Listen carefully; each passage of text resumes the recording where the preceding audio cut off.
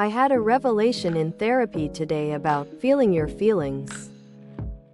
Ahaha, I feel you. I found out I'm alexithymic a while back. Blew my mind. Like, oh, you don't mean journal and question extensively every sensation and what could be causing it. Just let the sensations happen? Damn. Oh no, I've just been granted some form of awareness from this post and now feel like a donut. Sue, I'm not supposed to ask why I'm crying. But just cry? What? But, when I show emotions, the first things other do is ask why. I feel like I've lived my life a mimic. Sure, I look like a harmless box filled with good things, but under the lid is a monster who will devour you. Alexithymia was a bit of a revelation. I currently have 3 moods. Flat, frustrated and miserable. Obviously there are slightly more subtle variations, but that roughly covers it. I don't feel happiness or joy in any conventional way that I can explain. When I see or experience something uplifting, I feel as if I'm going to burst into tears, and it's not remotely cathartic. Words like comfort, safety, contentment, familiarity and warmth are what I feel as happiness. Maybe I'm dopamine deficient or something else, but it's really difficult when you can't fully comprehend something as simple as, how do you feel? I only feel my emotions as physical sensations. It's the only way I'll know. For example, anger is tingle at bottom of neck with heat traveling up to ears. I only know 6/7 emotions, and I can't wear tight clothes or I'm emotionally blind. As I feel a lot on the skin. There's been a lot written about it.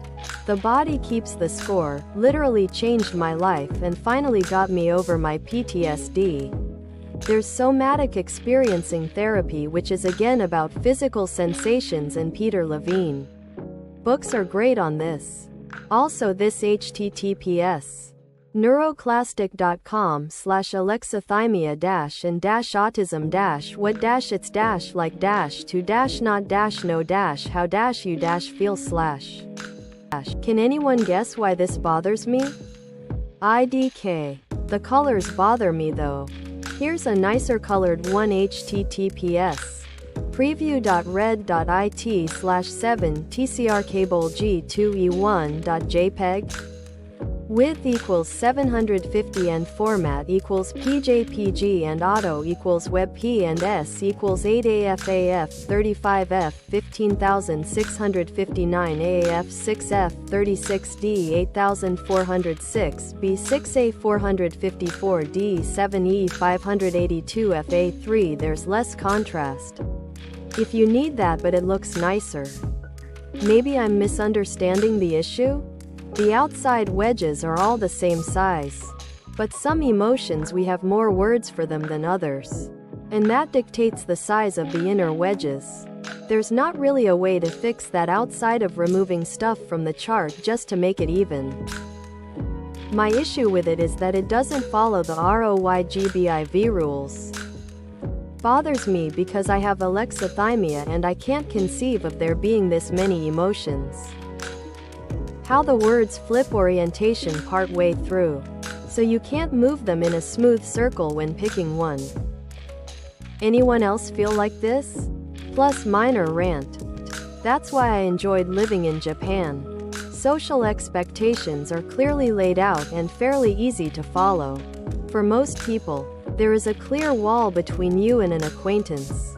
You rarely make friends as an adult. And you still keep them at a distance. Some people don't like this because it's hard to make friends as an adult. And it's different than a Western relationship. And I understand that, but it's okay for me. You keep using polite language even with friends. Also, you don't have to do small talk with store workers, lol. Although I'm pretty good at it anyway. And as a foreigner you can get away with social faux pas anyway, lol. Edit. Other things. Most people are quiet and reserved. It's a society where conforming is important. Which is easy to do in a society that likes to conform. Everyone wears a mask. It's actually called Tape May. *. Again, a lot of foreigners hate how people will act one way to your face and hide their true feelings. But it made total sense to me even before I was diagnosed. Doesn't everyone put on a front and hide what they really think? Haha. Oh, and probably the best thing for autistic people. Direct eye contact is considered rude. You don't have to, nor should you stare into someone's eyes. Don't get me wrong, Japan has many social issues, and it can be very hard for anyone different. But I found following societal rules very easy and straightforward. My favorite is bending rules. I see bent all the time and getting punished, fired, etc. We had a senior skip day, and as much as they were on our heads about not leaving, those who stayed behind were looked at funny even by teachers for not participating. I am an autistic lawyer. Playing golf for a work event, someone joked that I didn't have the moral flexibility needed to be a good attorney. I was following every rule, counting every stroke, etc., while others were taking mulligans left and right. I didn't even realize they were joking until later when I relayed the comment to a colleague who busted out laughing. Sigh. A day in the life. I was at the doctor's after having done a 24 hours blood pressure map. Doctor. Excited. 97%. You're a great patient. Usually it's about 80%. Me.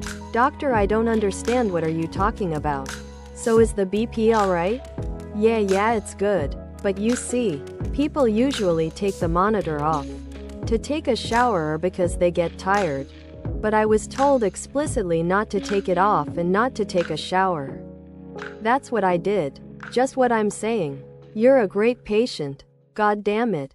Guys, is it possible to be diagnosed of both autism and ADHD? Yes. I was diagnosed with ADHD in 2020 and diagnosed with ASD this year. They commonly co-occur. It's basically hell to medicate ADHD in someone with autism. Yes, I'm ODHD. Yes, our ODHD is a thing. For the DSM-5 now it is possible I have both.